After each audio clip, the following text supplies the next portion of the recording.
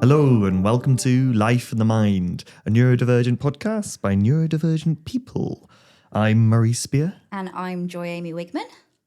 And today we are very thrilled to have with us Zabe Nawaz. Yes. Yay. Yeah. Hi Zabe. Hi, nice to be here. Bit nervous, but It's okay. This is a comfy environment, and we know that you're a very chatty, lovely, bubbly person. So this will be great. So we always start with, what is your relationship with neurodivergence? Which is a fancy way of saying, what acronyms have you got? Oh, really? Like- Is that what you want? No, it's, No, it's no. like what we kind of the example that is that thing. So for me, I'm autistic. I have ADHD. Yeah. Dyspraxic. Yeah. Yes. And Can that's I- Murray's So that kind of thing. relationship. Yeah. I'm going to be that kind of person who just does outside the norm because I never like being put in Go for it. boxes. Yeah. So I've come to the point where I was diagnosed on the 21st November 2022 at 8 p.m. But That's very specific. and I needed to check if it was the right date because I think on one of my presentation slides I did last week, I think it was the wrong date and I've put it in my diary as a different date. So now it's starting to bug me that I got the wrong date. But yeah, I think it's the 21st. But I think for me, through my process, I don't like labels because I've grown up as an Asian Muslim, sometimes British, depending on who you speak to, but I consider myself very British. My great-grandfather fought as a British soldier, so I'm very British. So for me, my relationship with neurodivergence has literally been from, the process has been traumatic discovery to acceptance. And my acceptance was probably when I met you guys in June Oh, at great. at the leadership conference at Shire Hall at Gloucester County Council. And I gave that 5-minute talk. That's when I actually came to acceptance of my actual neurodivergence, because before It's then, amazing. and it's so fresh. And I think now I'm actually at a point where I've actually accepted what and who I am, and that I don't like labels. Like for some people, it's really important, but I've never liked being put into a box and defined who I am and what I am. And I've always been told, you should be like this or you should be like that. And so for me, I know my own self, what I am. And I think to some people, if it's important and it's going to help them, I would share it. But I think the judgments I've found during the discovery and even the traumatic, like it's been a 3-stage process, the traumatic part, the discovery and the acceptance. I think during the first 2 stages, it was very much, there was judgment and sometimes it was enabling as well. I think that there's one extreme. You get people who are very negative towards neurodivergence, and then you get people that are incredibly enabling, and I wanted to find an in between. Yeah. And I couldn't find it. And that was learning that process, I think. So, yeah, so that's basically where my process has gone, really. I think that's one of the best answers we've had to that question ever. 'Cause Yeah. it's so important, that nuance of our individual relationship with those things. And like you're saying, labels, whether you like them or not, for me, they're incredibly enabling and validating and important. But I completely understand your side of it as well, because I've had that discussion in myself, and I'm sure many, many people have. It's like probably a really common thing. That was Yeah. great. That's great. Thank you for that. That's what I did. I was just like, whoa, yeah. Because we were talking, I think it was on last week's episode, we were talking about how with neurodivergence, ADHD will also, you'll have scatterings of dyspraxia and like dyscalculia, and like you get smatterings of everything. It's like a big paint palette that's just been like shaken up. Like you've got colour splodges everywhere. So yeah, like to not like hold on to the labels. Yeah, I understand that entirely. Yeah. It might change next year, but I think the acceptance part of me is like, I'm not a label. My father wasn't labelled. 100% neurodiverse. 100%. You're you. Yeah, I'm Zabe. I'm just somebody who's done with being told what I am and who I am and how and what I should be like. And I think it's quite empowering, because then you just be you, because as soon as you're given a certain label. There's preconceptions. There's unconscious bias. We all have it. Yeah. And it's natural, no, whether you're neurodiverse or not. I think a lot of that comes with can come with age as well. So we were talking about our names before we did the podcast. Joy Amy. Yeah, Joy Amy. I kept trying to call you a different name, which a lot of people do.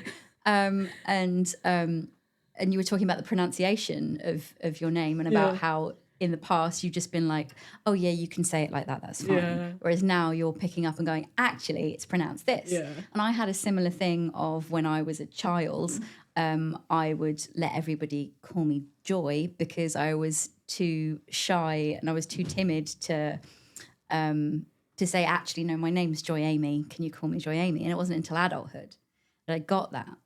And I think that's a good line of acceptance about yourself. You get to a stage where you're like, no, actually, this is me.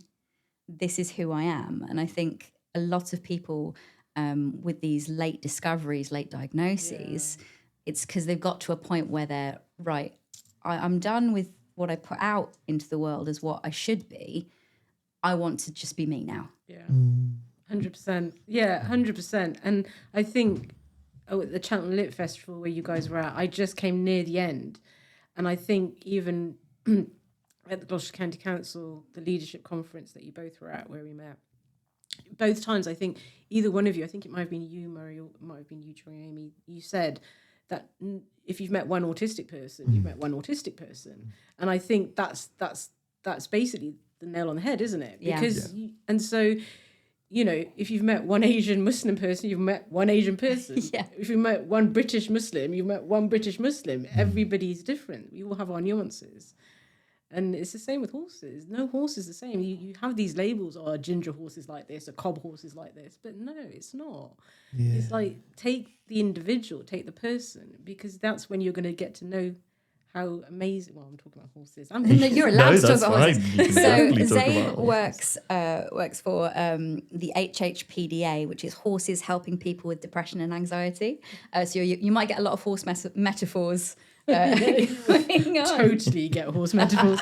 It's like, it's surprised I've waited this long to actually mention a horse to annoyance of my family who just accept it now. That's fair. You were saying it was quite recent, well, really recent, you found out about your kind of neurodivergent side. Yeah. Because that was so late and all of those complexities, like you're saying, in terms of with the labels and stuff, how did that change because you're saying you could gone on that journey as well. Yeah. How did that change your relationship with yourself? It was massive. It was humongous. It was about 6 months prior, my father had a really bad fall. He's got a degenerative disease. My mother and my father are my backbone, you know. They bought my horse, and without my horse, we wouldn't have HHPDA. He's the co-founder. My father had gone into hospital. My mother moved to Birmingham, and I think all my coping mechanisms or masking, whichever word you want to use, it was starting to unravel, where I was just like, I'd say to my colleagues, I go, I can't open my laptop. They're like, what do you mean? I go, I just can't open it. I don't know what's wrong with me. And it would just be something. And so I just thought it was down to stress and, mum's moved away, dad's not very well. This is a very stressful situation, even the best of times. I think all the way that things were being done, like all the things that I normally used to deal with, I just couldn't function. Yeah. And it was like, anybody who's gone through the horrific process of having to see a family member go from, like, my dad's my hero in any case, but although we used to have a number of disagreements, but that's because we're so alike. I know that now. You always find that with the parent you're most alike. You have the most disagreements. But he's 100% neurodiverse, and this is what I mean. He didn't have a label, and and it's like watching just coming to that kind of understanding of that. And you're just like, well, you're under a lot of pressure. And I remember when I got my diagnosis by Dr. Khurram Sadiq, I even, at that talk we met, I mentioned him to everybody. Anybody who's even considering that either have ADHD or autistic or have ADHD and autistic, he's autistic and has ADHD himself. He's amazing. And I remember when he gave me my diagnosis, I literally put my head in my hands and I was like, I've just worked out who I am. I've got to start all over again. And he was just like, no, you don't. He goes, do you know the most successful people are neurodiverse? And I just and I remember in terms of like culturally and religiously, how like I just couldn't regulate my emotions. I found it really, really hard. And I just thought that I was just really difficult, which is what I used to be called. So when I got my diagnosis from Dr. Khurram Sadiq, I'm always going to plug him because he's amazing. Because to be diagnosed by somebody who actually is neurodivergent, dying to trust the dream, isn't it? I'm trying to get him to come to Gloucestershire to come and give a talk. I've been like, he said that he's really busy, but he's going to try and make time because I keep bugging him all the time about it. Keep bugging him. If it'll stop you talking, I'll come. To be fair, he's been throughout the process. Right. He's been amazing. Yeah, and he's Muslim, and his heritage is Pakistani, like I am as well. But I remember saying to him about my emotional deregulation, and because I remember when I used to get really deregulated or really stressed out, I used to say to my father, I'd say I'm getting really stressed out. I'm going to get really loud. I can't control. I'm getting really stressed out. I'm going to walk away. And to walk away from an Asian father or a mother when they're talking to him is just like, think traditional British mother or father. You do that, you are just you're in trouble. You're in trouble. You're going to get told off like there's no tomorrow. My parents are the most amazing people ever, and I would say, I'm getting really stressed out. I need to move away. So I was very aware of this stuff, and I was just like, and I remember telling Dr. Khurram Sadiq, I'm going to plug in constantly. I remember saying to him that. When I explained that this, because he mentioned about that, and when he told me my neurodivergence, I was just like, okay. And I think he was expecting a bit more of a reaction. And I was just like, yeah, okay. And then he was just like, then he spoke about the emotional deregulation that you get and how the emotions become so strong that you just can't control them. It's like a volcano. And as soon as he mentioned that, and I just broke down in tears, and I was like, oh my God, I'm a bad daughter. He's like, no, this is your neurodivergence. And I'm like, no, I'm a really bad daughter. He goes, you're not. And I go, this is what my parents used to, this is one of the biggest things my parents used to have a qualm about me, is that I acted in this way. And it's the reason my mum went to Birmingham. So there was a lot of self-blame as well. It was just like, this is why my mum went off to Birmingham, and she just, she couldn't handle me. It was just, I'm too much for her. I'm just too much for her to handle. And he's so amazing. He goes, I'll get something in Urdu and Punjabi, which my dad's from a village in Punjab in Pakistan. And so you can show that to your mum. And like throughout the year that I was diagnosed, like I would talk to him, and he was just, and because he's neurodiverse, he gets the cultural side of it. But it was just like, I found, and this is why I started HHPDA, because there wasn't any equine therapy organisation that's focused solely on depression and anxiety. There was loads, they said we do everything, which is great, but there's nothing that's focused solely on depression and anxiety. There's no riding, it's all psychotherapy with horses. But that's the same now. I'm on the same mission. It's like, there's support groups, great support groups out there, but I don't want to sit in my problems. Yeah. I want to find solutions, because that's what we say to our clients. We provide the space for the horses to help you find your own solutions, and everybody's solutions is different, because we all see the world in a different way, like we're talking about labels. So in the same way, there was no support out there. I had to go to a meeting in Bristol in June, Self-Space Agency, Devon Londes, I think is her name. When she's a CIC, so a community interest company, so she's their social enterprise. But the way it was done, it was just amazing. And it was done, and people had an opportunity to just do more practical things like board games and stuff like that. And the other thing was to actually talk about, like, tell your story. There was a little tiny stage in an amazing location, because, you know, CICs, we always go into like really tiny little horrible places, except this place, of course, because it's lovely. And they'd have trigger warnings so people could walk away, which is important. That's great, because I think that's the thing. It's like, I think I was diagnosed wrongly as having depression and anxiety. It was my neurodivergence. And so a lot of specifically women are diagnosed with anxiety when it's actually ADHD. Yeah. It's very common. Yeah, and then the anxiety, you know, you get resultant anxiety and depression type things. Well, and some of that coming from things being mismanaged or not recognised and stuff like that. It's very common. The sensory overload that is like humongous. It's like, since I've been unmasking, I'm in the acceptance stage now. There's just so much sensory that I just cannot handle. I can, like, depending on where I'm at, like depending where my nervous system's at, I can't be on a train without the feeling of the train moving and the wheels and the vibrations is just too much. I just can't handle it. I was working the other day and they were doing construction work. Never had a problem with it ever. And I was just like, I even put my noise cancelling headphones on. Didn't want to put the music on, and it was like somebody's drilling in my ear.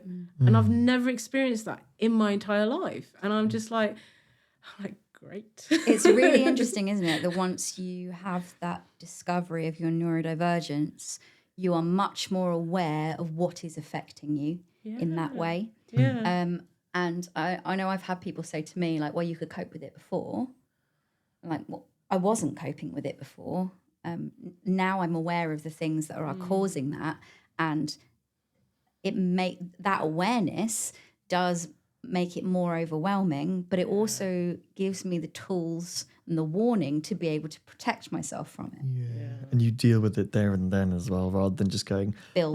Let's push this away. I'm obviously fine. This is because it's a situation where I should be fine because people keep telling me I should be fine. So you push it and it goes bloop, poop. Exactly, you should. No. You should be that. Because even talking about that construction is like on my back. It's just like causing me the same sensation. And I never had that. I always used to be a very empathetic person. That's why I'm doing the work I'm doing. But I have to be very boundaried because of professional boundaries. Yeah. But I still can be professionally boundaried. But I'm finding, like, I just feel things from everybody so much, like ridiculously amount. And I'm just like, when I'm talking about things that people are experiencing, I'm just like, I'm talking about that situation that happened with that person, that whether they're looking at you in a positive way or a negative way, I'm just feeling it. And even as I'm talking about it, I'm feeling those same emotions. It's just like, geez, great. Yeah, it's an exhausting thing when you get that discovery, because it's just a lot of stuff at once, and working out what masks are helpful to you and what aren't unhelpful to you, and what are there. Realizing that, that's actually me masking. That's not actually me. I don't actually like doing that. Yeah. Interesting. And when you first have that discovery, you have to strip everything away in order to find out what was working. Yeah. And what wasn't serving you. Yeah. And it's the unmasking. Like, I had a really good support system in place, but even so, that I can't emphasize enough that there's no clinical support out there in the county. There isn't. It's something I feel really passionate about. It needs to change, because there's people that are kind of low to level just about managing it, but it's kind of like that bolting horse, isn't it? Like, I've got to use a horse, right? So it's just like, if you've ever been on a horse that really wants to go and you're like, no, stop, and it's like, no, want to go. So you're holding on, but you move those reins just a tiny bit, it's gonna go. It goes. And that's exactly what it is, right? Yeah. That's what it feels like, and from my perspective, because everybody's perspective is different. But it's just, I think that when people say unmask, yes, but I don't think it has to be done in a safe way. It does, yes. And I think a lot of it's very important, even very knowledgeable, very, very good people, they can contain it, but I think it's very hard to manage it, because everybody's needs are going to be different, because everybody's sensory is going to be different. And sometimes you can't accommodate groups of people all at once, because some people are going to be like, oh, well, that's too loud, that's too bright, that's too this feels right, this doesn't feel right. Yeah. So it's like, how do you accommodate that? And I think you